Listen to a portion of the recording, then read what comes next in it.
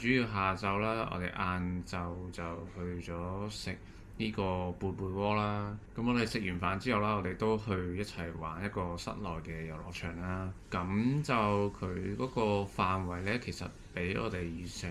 中呢係細嘅。咁其實佢可以玩嘅遊戲嘅種類其實都叫做 OK 啦咁樣。咁所以都我哋都玩咗2個半鐘左右。咁之後呢，我哋夜晚呢就去咗，原本就 plan 咗去食呢個奧麥加西嘅，但係因為實在可能今日就復活節假啦，又係星期五啦，所以都排隊人係非常之多。咁我哋最後呢就決定去另一間餐廳度食啦，就係食呢個10號牛扒嘅，攞2份嘅威靈頓牛柳啦。跟住一個意粉啦，一個沙律啦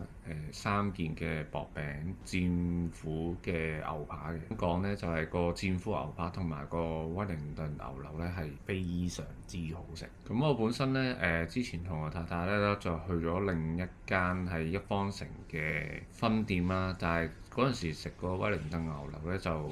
冇今次呢間喺 KK Mall 呢一間咁好食嘅。咁因為佢個牛嗰個牛柳啦，同埋個牛扒呢係好腍啊，所以我咬落去呢都好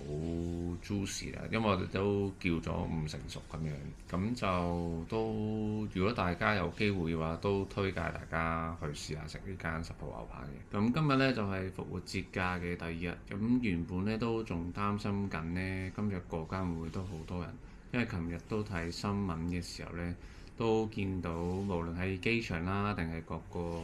口岸過關嘅人流咧，都係非常之多。咁今日其實咧就原本 plan 呢個復活節嘅 trip 嘅時候咧，都諗住係淨係同我啦、我太太啦同埋佢同事就上嚟深圳呢度就玩嘅。咁點知佢計劃佢裏邊咧都有好多好意想不到嘅事情出現咗啦。咁最後結果就今日咧就同我教會嘅幾個朋友咧咁3 pair 夫婦咧就一齊上嚟就玩咗一日咁樣嘅。自己啦同我太太同埋佢同事咧，咁我哋就會喺聽日同後日嘅旅程咧都會一齊去到周圍去到玩啦咁樣。